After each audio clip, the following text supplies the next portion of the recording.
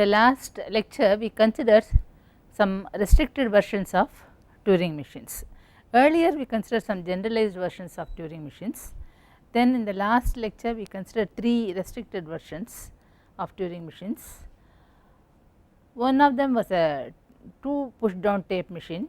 Any Turing machine can be simulated by a Turing machine with 2 push down tapes, that is 2 tapes which behave as push down tapes.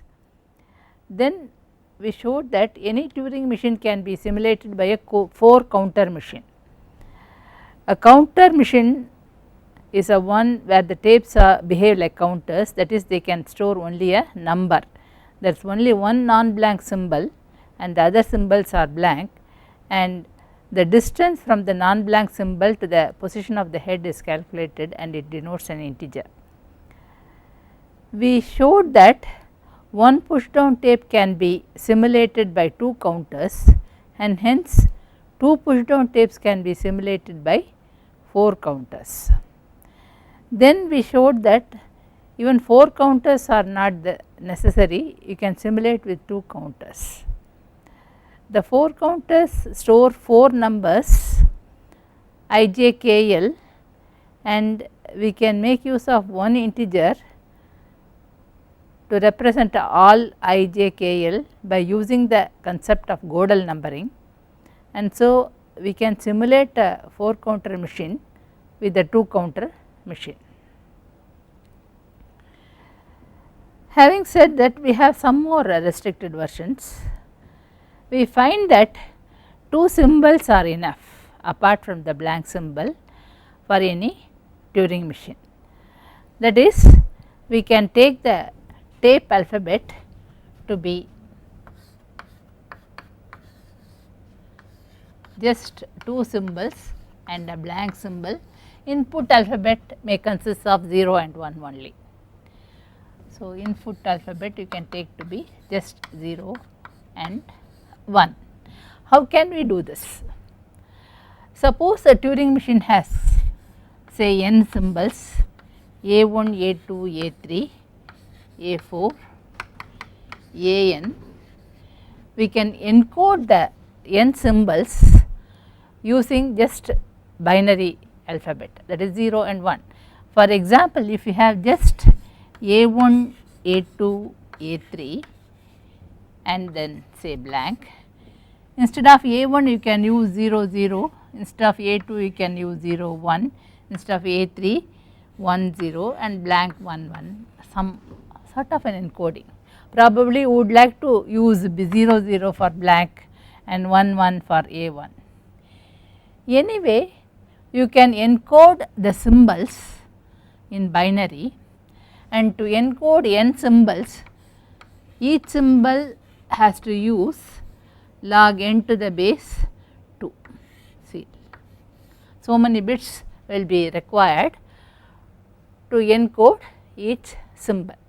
For example, suppose I have the alphabet as A1, A2, A3 and I have a tape like this where I have A1, A1, A2, A3,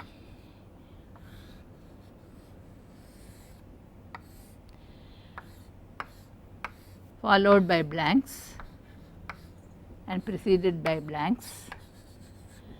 The corresponding encoding here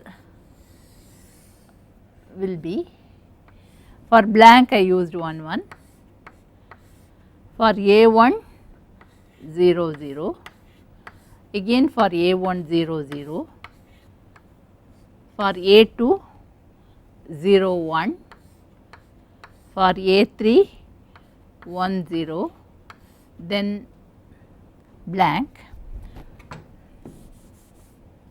blank is 1 1, so 1 1 like this. You must, here you have blanks, but you must realize that you should, when you use blank you should replace it. This is the input alphabet. So, if you use blank here, when you want to simulate this blank you must use 1 1 and then simulate that. Now when you want to read A1, what you have to do is you have to read these two symbols, right, and then define the mapping. So if the states will be increased, the number of moves will be doubled here, depending upon the number of cells used it will be multiplied by k. So you have to read these two symbols and determine that the symbol read is A1 and define the mapping. When you want to read this blank, instead of blank you must first think of it as 1 1 and then replace it with the corresponding symbol. So the next symbol is A1, again you have to read these two symbols and then determine the mapping. Next it is A2, so you have to read these two symbols and determine the mapping. So this way any tape alphabet A1 to AN can be encoded using the binary alphabet 00, 01, 10, 11 and so on. So it is enough if we consider the tape alphabet to consist of two symbols 0 and 1 apart from the blank symbol. This is one restricted version and in all our proofs we will be using this restricted version. The next is, even when you use two symbols you can have an offline Turing machine, that is one which is having the input alphabet within markers, and one more tape you can have where you keep on writing symbols but you never turn to the left and rewrite something. This is done in this manner. The input is kept here and the initial ID is copied on to this tape. The initial ID will be some Q0 W where the tape head is pointing here. So initial ID will be written here and then instead of changing the ID, this ID is left as it is and the next ID will be written here in the blank portion.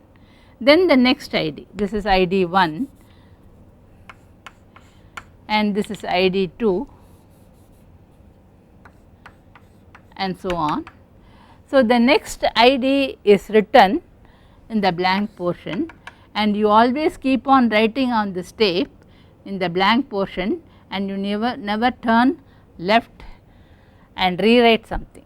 So without rewriting also you can simulate a Turing machine. This is much restricted version.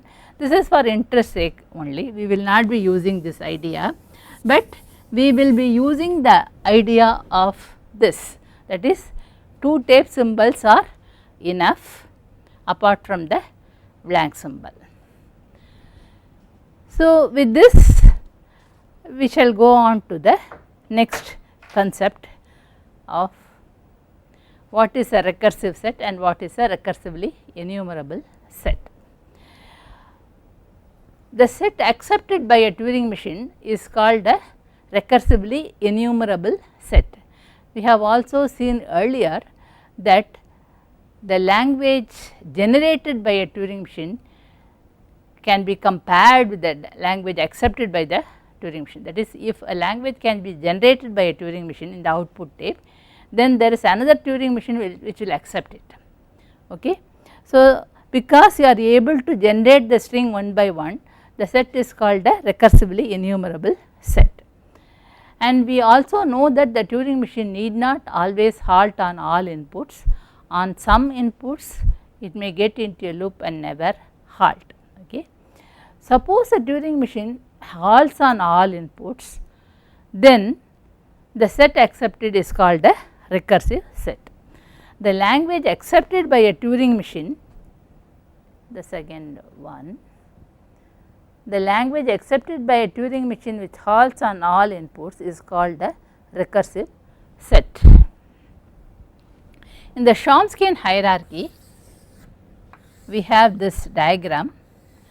The regular set is the smallest class which is included in the class of CFL, then which is included in the class of context sensitive languages and which is included in type 0 or recursively enumerable languages.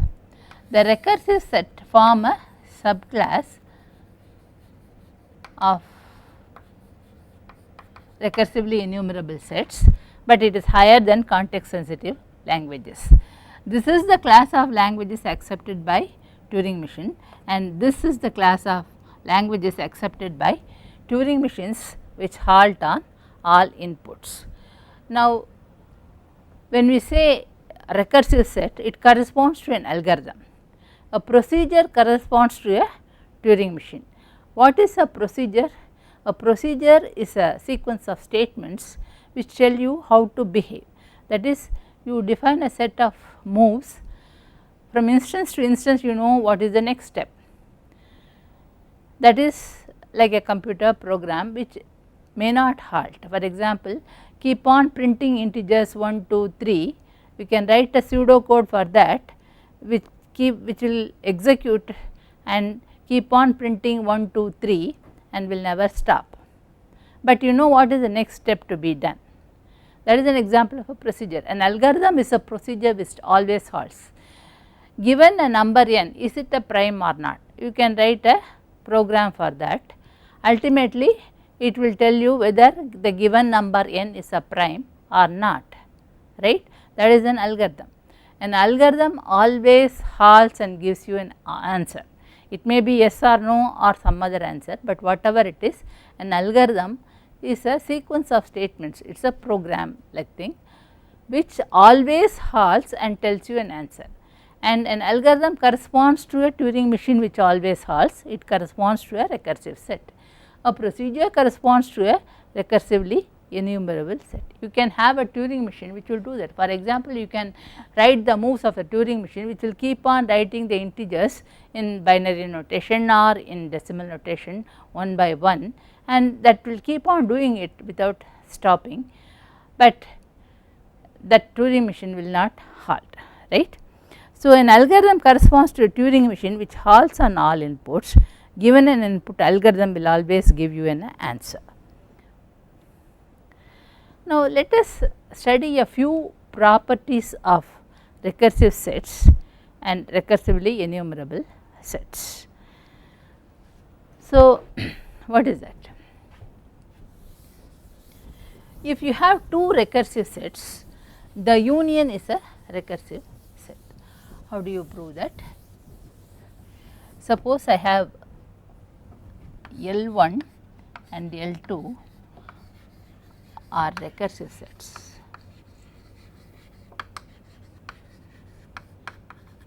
So, L1 is accepted by a Turing machine M1, for which when input W is given, it will stop and accept it or reject it. Similarly, for M2, a Turing machine which is accepting L2, given an input, it will halt and accept or halt and reject. Now, how can I have a Turing machine which will accept L1 union L2? It will have the following structure.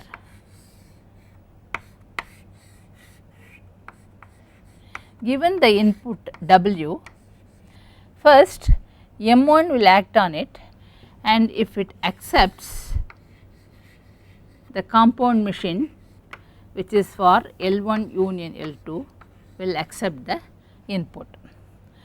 Suppose M1 rejects the input W, then the machine M2 will be started, right, and when M2 is started,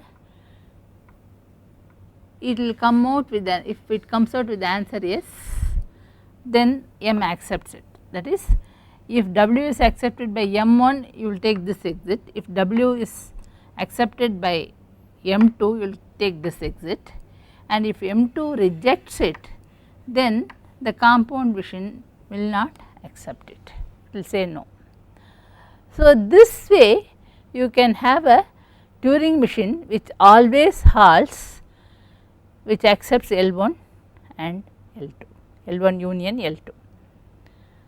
The same procedure we cannot have for recursively enumerable set. The next result we will study is the union of two recursively enumerable sets is recursively enumerable. Obviously, we cannot use this construction. What is the reason? The reason is when a Turing machine, for a recursively enumerable set, we can have a Turing machine which will say yes if W is accepted, but if W is not accepted, it may not halt. So, it will not say no, it may get into a loop. So, similarly for M2 also you can have a Turing machine which will say yes, that is, it will halt and accept if W is accepted, but if W is not accepted, M2 may halt in a non-final configuration or it may get into a loop. Obviously, for the compound machine for L1 union L2 you cannot use this construction because this exit may not be taken at all, right. So, for accepting L1 and L2 we will rather have a different machine, a Turing machine which has this structure. M1 and M2 are simultaneously tried by with input W. You may have two tapes, in one you may simulate M1, in another one you may simulate M2. So, given the input W, it is given as input to both M1 and M2, and if this accepts it will say yes, if this accepts also it will say yes. So, if W is accepted either by M1 or by M2 or even if it is accepted by both, you will come out of the X exit and the machine M will accept that. But if W is not accepted by M1 and also not accepted by M2, M will not accept that because it may halt in a non-final configuration or it may get into loop, does not matter, it will not accept if W is not accepted by both M1 and M2. This way we can have a Turing machine which will accept the union of two recursively enumerable sets L1 and L2. The next result we see that is the complement of a recursive set is recursive. That is, you have L as a recursive set. Now, I want to show that L bar is also recursive. How can you have a Turing machine which always halts for L bar? This will have the machine M as a sub 1. If L is accepted by M, we know that M always halts. So, given W, M will say either yes or no, and if it says yes, the machine for the complement M bar is the machine for L bar, it will say no. If M says no, then M bar says yes. You know that M always halts and either says yes or no. If it says yes, M bar will say no. If it says no, M bar will say yes. Or in other words, it is like same as finite state machine, you can interchange the final and the non-final states. That is what it means really. So, you can have a Turing machine which always halts for L bar. So, L bar is recursive if L is recursive. That is, the family of recursive sets is closed under complementation. We will see that that does not hold for the family of recursively enumerable. Now, another result we see that if L and L bar are recursively enumerable, then L is a recursive set. How can we prove that? L and L bar are both recursively enumerable. Then we can have a Turing machine for L which always halts. How is this machine built? Given an input W, suppose this is say M dash. The machine for L is M, the machine for L bar is M bar. They are Turing machines, but they need not halt on all inputs. Now, how does M dash accept a string? You give W to both M and M bar as input. M dash has as subparts M and M bar, and W is given simultaneously as input to both M and M bar. Now, any string W, it has to be either in L or in L bar. You know that it has to be present in one of them, but not in both. So, suppose W is in L, this will say yes. Suppose W is in L bar, then this will say yes. In that case, you can say no, M dash will say no. So, you have a Turing machine M dash which always halts. Given W, if it is in L, it will say yes. If it is not in L, but in L bar, it will say no. So, if L and L bar are both recursively enumerable, then you can have a Turing machine M dash accepting L and M dash always halts. What does that mean? That means that L is a recursive set. Therefore, L is recursive. Why? Because M dash always halts. Next, we will see how we can encode a Turing machine. A Turing machine can be encoded as a binary string. We will see how this can be done. Let M be a Turing machine, K, sigma, gamma, delta, Q naught F. Let the set of states be Q1, Q2, Qn without loss of generality. There are n states, and we can assume that the initial state is Q1. Q1 is the initial state.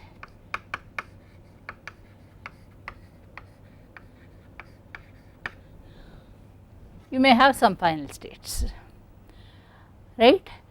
Then we have already seen that without loss of generality, we can assume that there are only two input alphabet and one more blank symbol as the tape alphabet, right. Now, we have a mapping of the form delta of Qi xj is equal to Qk xl and then LR or depending upon left R. The mapping will be of this form, that is when the machine is in state Qi reading the symbol xj, it goes to Qk, prints the symbol xl and either moves left or right. Now, you know that we can use only 3 symbols. So, we have 3 symbols x1, x2, x3, this stands for 0 and this stands for 1, this stands for blank. We can have something like this, and any other order is also acceptable. So, if you do that, you know that the value of j and L should be between 1 and 3 only. And what can be the value of I and k? There are n states from Q1 to Qn. So, Qi has to be one of them. Similarly, Qk has to be one of them. So, the value of I and k should be between 1 and n. Again, the move can be left or the move can be right. So, if it is left, you use 1, if it is right you use 2 for that. So, this move can be encoded as a binary string like this 0 power I 1 0 power j 1. That means in the ith state you are reading the symbol j, then it goes to the state qk, that is 0 power k 1 0 power l, that is you are going to state qk and you are printing the symbol xl and you are moving left or right. So, you have 0 power m here, where m is 1 if it is a left move and m is 2 if it is a right move. So, the value of m can be only 1 or 2. Any move of the Turing machine can be encoded in binary like this. This is one particular move of the Turing machine and it can be encoded like this 0 power I 1 0 power j 1 0 power k 1 0 power l 1 0 power m. You must remember that I and k can have values between 1 and n, j and l between 1 and 3, m between 1 and 2.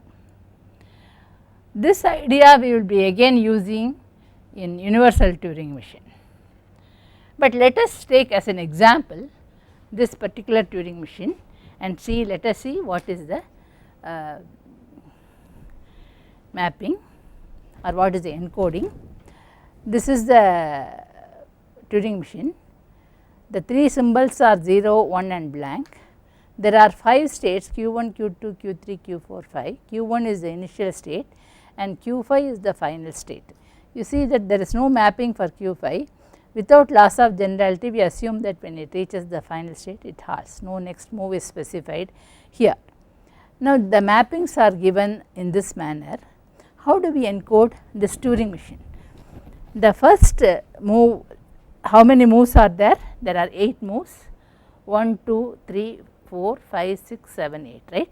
Let us write them as move 1, move 2, move 3, move 4, move 5 and so on, move 6, move 7, move 8. What is move 1?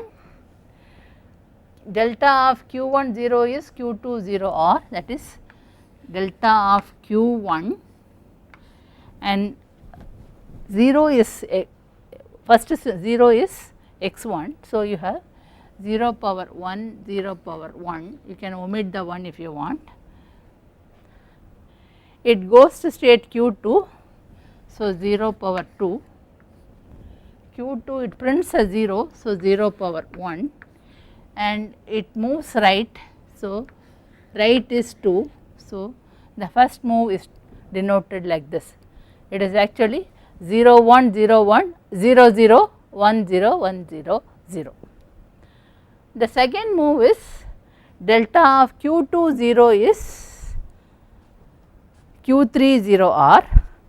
So, that will be represented as q2 0 is q3 0 r. So, the second move is like this. The third move is delta of q3 0 is q4 1 r. So, it will be q3 0 is q4, 1 is denoted by symbol 2. So, q2 0 power 2 1 and then again right move.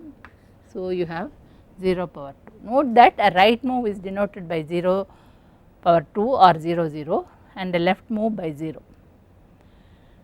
The fourth move is q4 is q3 1 L. So, delta of q4 0 is q3 1 L. 1 is 0 squared, L is only 1, so 0 1. So, this is move 4, move 5 is delta of Q3 1 is Q4 1L, Q3 1 is Q4 1, L is just 1. Okay. The next move is delta of Q4 1 is Q5 1R, Q4 1 is Q5 1, right move is this. Then there are two moves using the blank symbol, they are delta of Q3 blank is Q4 1R and delta of Q4 blank is Q3 1L. So, they will be denoted by move 7 and move 8. What are they? Delta of Q3, that is Q3, blank is symbol 3, so you have 3. See, we have used x3 for blank. So, when you read a symbol blank, you use 0 power 3. It goes to state Q4, so 0 power 4 1, and it prints a 1 and the move is right. So, you have this. The next one is Q4 blank, that is Q4 blank is Q3 1L. So, Q3 1, L is 1, so 0 power 1.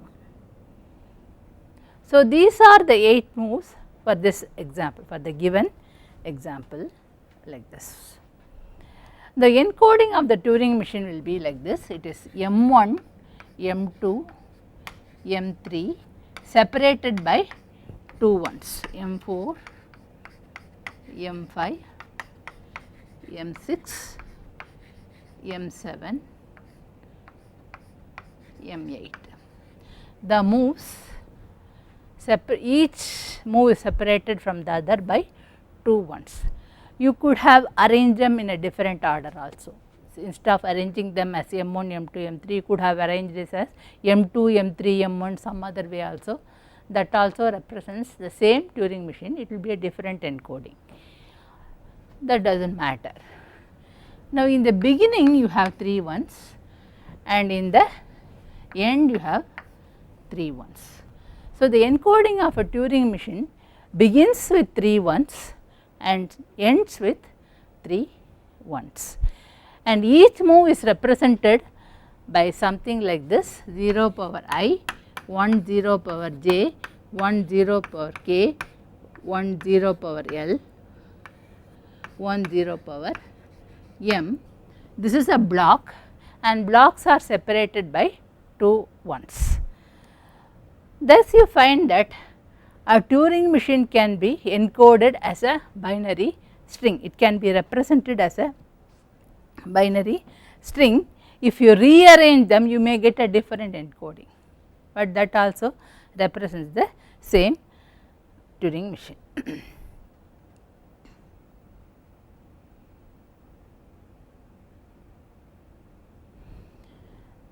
Having defined an enumeration encoding for Turing machine, we can talk about the enumeration of Turing machine.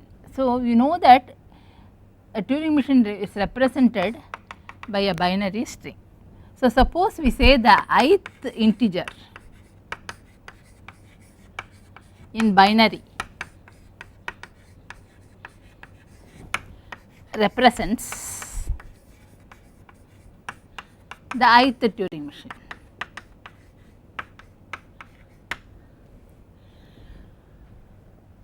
So, you know that the integers in binary are like this and so on. This is Turing machine 1, Turing machine 2, Turing machine 3 and so on. Now, you must realize that the proper encoding should begin with 3 ones, some of them do not begin with 3 ones. So, they are improper encodings and you can look at them as Turing machine with no moves, Turing machines with no moves. If the encoding is not proper, you can consider it as Turing machine with no move. Now we can talk about the ith Turing machine. The integer I represents the ith Turing machine. If the encoding is not proper, or if the integer I does not begin with 3 ones or some other problem is there, it may not be a proper encoding. In that case, you look at it as a Turing machine with no moves, and if a Turing machine has no moves, it accepts the empty set, it does not accept any string. Now, if you take two languages L and L bar, a language and its complement, you can have three possibilities. Both can be recursive, L and L bar can be both recursive, or neither of them is recursively enumerable, or one is recursively enumerable not recursive, and another one is not recursively enumerable. That is, if you look at the diagram, the recursive and the recursively enumerable, there are three possibilities. Both L and L bar can be here, both of them can be recursive, or you can have recursive, recursively enumerable. One can be here, L can be here, L bar can be here, this is possible. And the third possibility is recursive, recursively enumerable. Both L and L bar can be here. This is here. You will not have, these possibilities are there, you will not have this situation, that is L, L bar. Both are recursively enumerable but not recursive, this possibility does not exist. Why? We have already seen that if both L and L bar are recursively enumerable, they are recursive, L is recursive and hence L bar is also recursive. So, this possibility will not exist.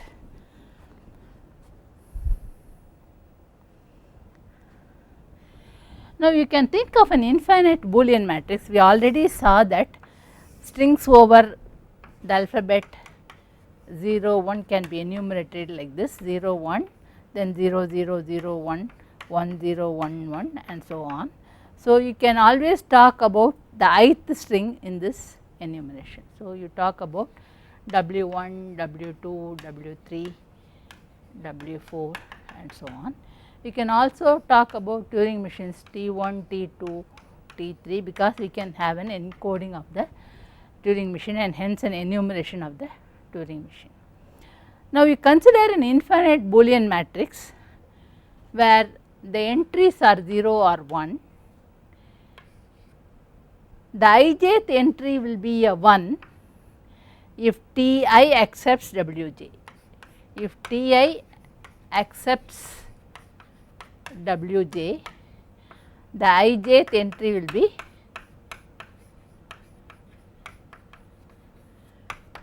if Ti does not accept W, does not accept Wj, then the ijth entry is 0.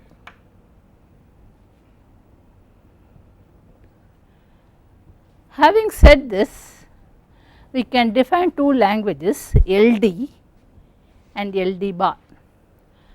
Look at the diagonal elements of this infinite Boolean matrix. There will be some zeros, some ones and so on. Take all those elements which correspond to 0, that is LD. Take all those elements which correspond to 1, that is LD bar.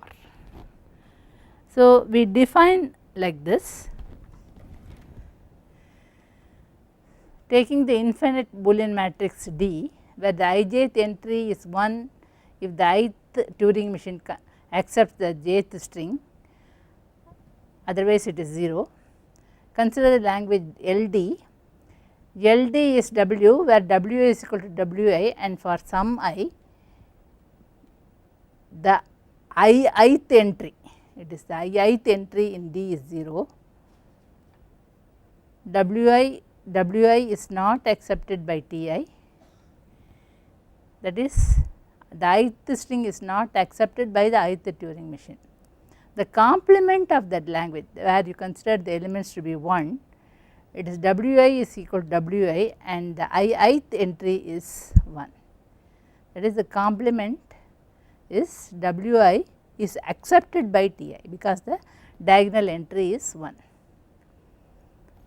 Now, it can be shown that LD is not recursively enumerable and LD bar is recursively enumerable, but not recursive. That is, in this one it comes under this is LD, it is not recursively enumerable, and the complement LD bar is recursively enumerable, but not recursive. Let us see how it is possible. First we will show that LD is not recursively enumerable. LD is not recursively enumerable. Why? Suppose LD is recursively enumerable,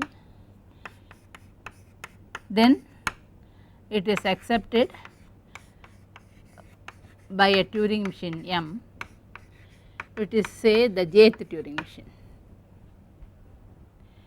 right. Now, what can you say about Wj, right? Wj belongs to LD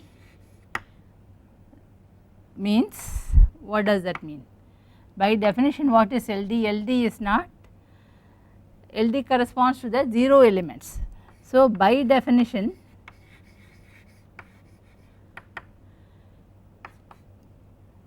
Tj does not accept Wj, right, but LD is accepted by Tj by our assumption. Turing machine, I have said M is equal to Tj. Tj, I have been using the symbol Tj for that. So, Tj, by definition LD is accepted by Tj. So, Wj belongs to LD means Wj is accepted by Tj. They are contradictory statements. You say that Wi is not accepted by Tj, and here you say that Wj is accepted by Tj. So, you are arriving at a contradiction, and the contradiction has come because of the assumption that LD is recursively enumerable. Therefore, LD is not recursively enumerable. We will make use of this fact in proving what is known as the halting problem for Turing machines. Now, we will come to the most important concept in the whole of this course, I would say, the concept of decidability. What is decidable? This is a very breakthrough concept which was stated by Turing in 1936, and two of the results have been considered as very important in theoretical computer science. One is the Gödel's incompleteness theorem, and the other is the halting problem for the Turing machine. Till this result was proved, people were trying on so many problems, trying to develop algorithms and so on. But after this result was proved, they knew that for some problems nobody can ever write an algorithm. Hilbert's 10th problem was one of them. In 1901, Hilbert stated this problem, that is, can you write an algorithm which will take as input a polynomial with integer coefficients and that equation polynomial equal to 0 whether that has integer roots or not. Without factorizing, how can you go about finding that? Can you give an algorithm for that? And people have been trying it for a long time and nobody was able to find an algorithm. Similarly, there were other problems as well. So, after this result was stated, they knew that nobody can ever write a algorithm. It is a very strong statement to say that nobody can ever write an algorithm for that, or an algorithm cannot exist for a problem, because it is not that you do not know how to write, or I do not know how to write, or somebody else does not know how to write an algorithm for a problem. Nobody can ever write an algorithm for that. That also gave an idea about the Fermat's last theorem. Fermat's last theorem is, can you find integers such that x power n, y power n is equal to z power n for n greater than or equal to 3. Can you find integers x, y, z? And his conjecture was that you cannot find integers, and for a long time it was not proved, and finally about 10 years back it was proved. But this result that the halting problem is undesirable gave a clue to this, that is, it is a decidable problem, that is, Fermat's last theorem can be true.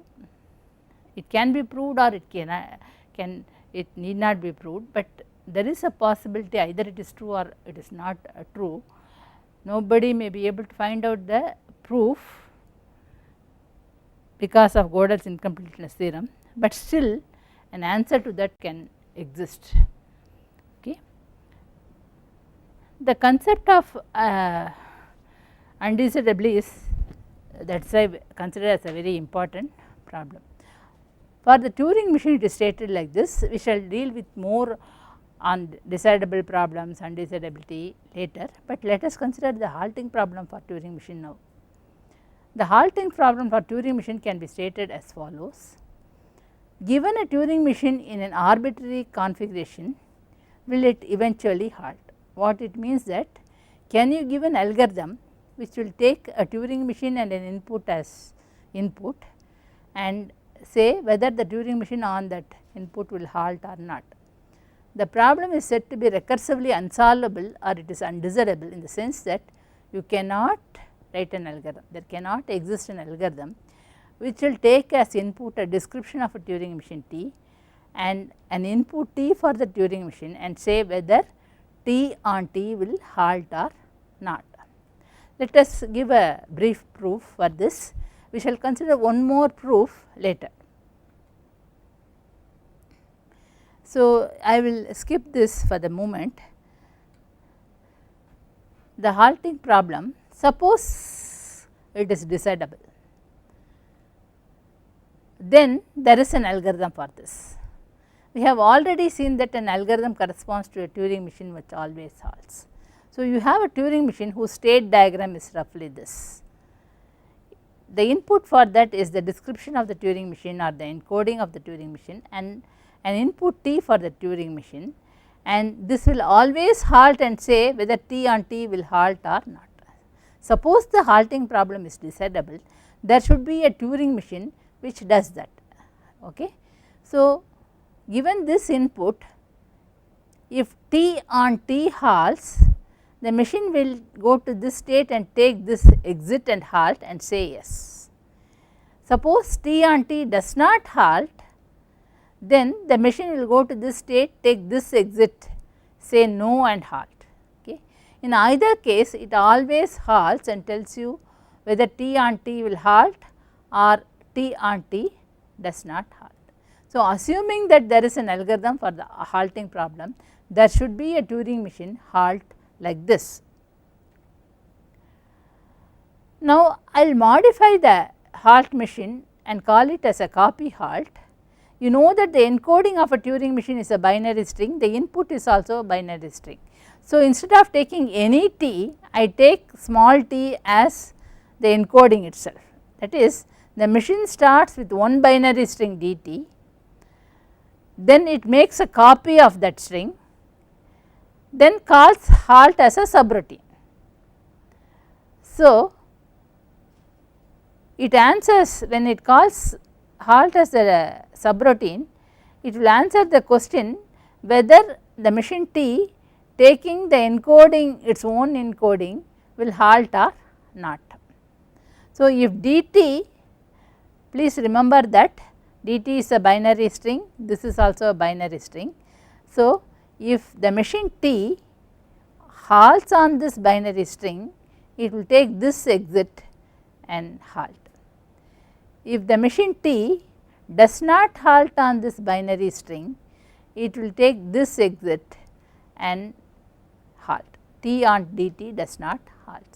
So, if it is possible to have a machine like halt, it is possible to have a machine like copy halt. So, again repeating the same thing, copy halt takes as input an encoding dt of a Turing machine T, makes a copy of it and simulates halt with t is equal to dt.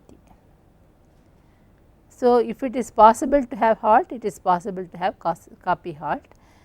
Now, the copy halt machine is modified a little bit to have a machine contradict. How does contradict work? It is the same as copy halt, but when you take the S exist, instead of going to halt state, it goes to one of the states and afterwards it just starts oscillating between adjacent cells moving left and right. So, when it takes the X exit, it goes to this state and starts oscillating between two states, that means it does not halt. Now, what happens when contradict is given as input? So, the machine contradict is almost like copy halt, except that when the S exit is taken, the machine oscillates between two successive states and at successive cells. Now, for this machine, the input is the encoding of any Turing machine. If you give as encoding, if you give as input the encoding of this machine decontradict, what will happen? There are two possibilities.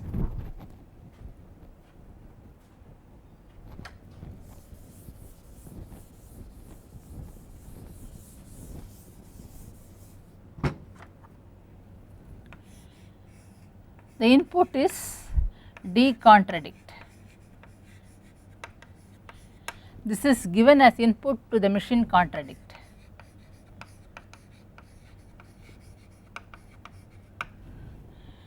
Now, when this is given as the input, there are two possibilities: contradict on decontradict,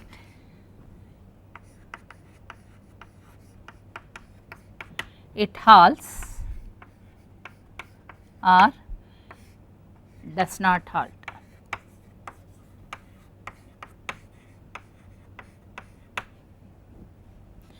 When it halts, it has to take this exit, and when it takes this exit, it gets into a loop. That means it does not halt. When it does not halt, it takes this no exit, but then it halts, right. So, when it halts, it takes the S exit and gets into a loop, and you come to the conclusion that it does not halt. And when it does not halt, it takes the no exit and you come to the conclusion that it halts.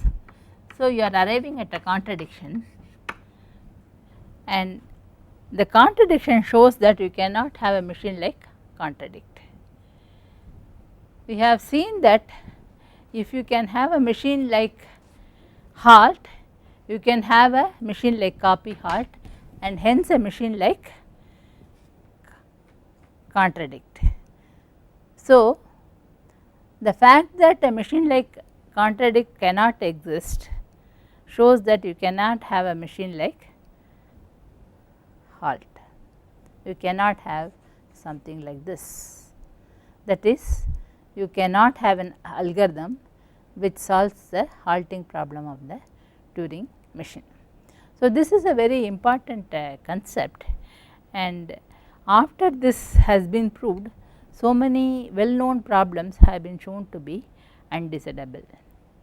Usually we will consider the decision problems, that is problems which have the answer yes or no, and many of them have been shown to be undecidable, that is you cannot have an algorithm for that.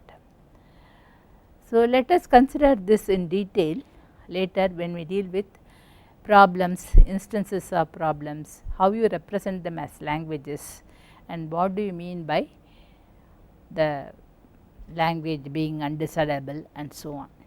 You also see what is the connection between languages and problems. When do you say that a problem is undecidable? When do you say that a language is undecidable?